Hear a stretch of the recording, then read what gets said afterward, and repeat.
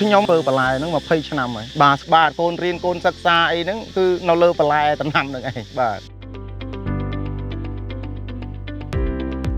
ខ្ញុំបាទឈ្មោះហេងហួតជាកសិករដែល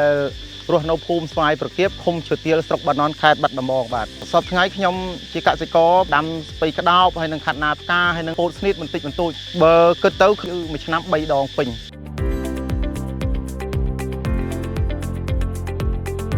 ខ្ញុំមកដល់ពេលនេះគឺធ្វើបន្លែហ្នឹង20ឆ្នាំហើយបាទ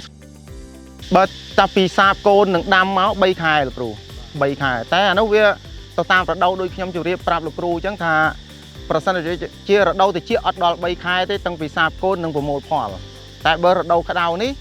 មានអាចលើសដល់3ខែតាំងពីសាបកូនរហូតដល់ប្រមូលផលមានដល់3ខែ10ថ្ងៃអីដែរបាទ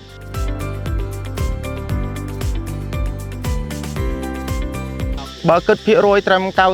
90%បើណោយផលល្អក្នុង10000កូនវាត្រូវបាន8តោនមិនក្រោមពី8តោនទេគ្រូបើគិតទៅក្នុងផ្ទៃដី1រៃយើងអាចដាំបាន12000កូនបាទ1រៃគឺ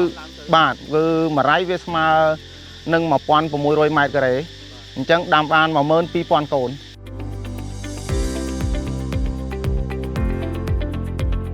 សប្តាហ៍ថ្ងៃមុខរបរខាង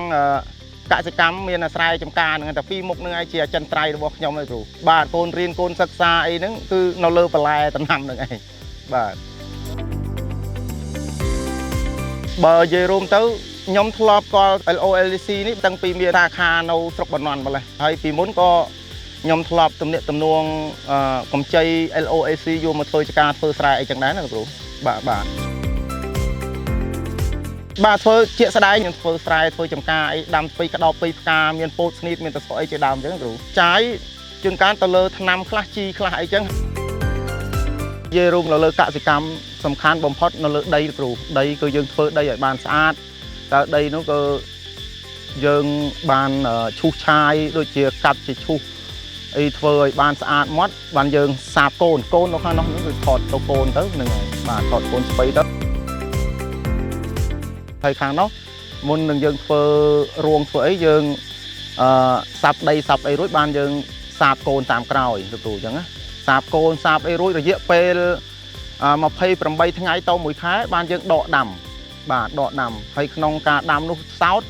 ក៏យើងធ្វើដីធ្វើអីហ្នឹងឲ្យបានស្អាតហើយកាប់អណ្ដោជាជូរមានຂ្នាតតូចធំអីត្រឹមត្រូវតាមរដូវកាលទៀតបាទបើសិនជារដូវក្តៅយើងអាចដាំឲ្យវើលរដូវត្រជាក់យើងឲ្យដាំឲ្យញឹកអញ្ចឹងណាបាទអញ្ចឹងគ្រូអានឹងស្ពៃក្តោបគ្រូហើយខាត់ណាផ្កាក៏មិនខុសគ្នាប៉ុន្មានដែរបើប្រហាក់ប្រហែលទៅគ្នាទេតែសំខាន់ដែលកសិករយើងតែងតែធ្វើសពដងហ្នឹងជួនកាលគាត់បានរៀនពីផ្នែកកសិកម្មខ្លះហើយក៏បានណែនាំពីបងប្អូនដែលចាស់ជំនាន់មុនដែលគាត់ធ្លាប់ធ្វើមកមានការដកពិសោធន៍អីចឹងទៅយើងធ្វើតាមគ្នាអញ្ចឹងណា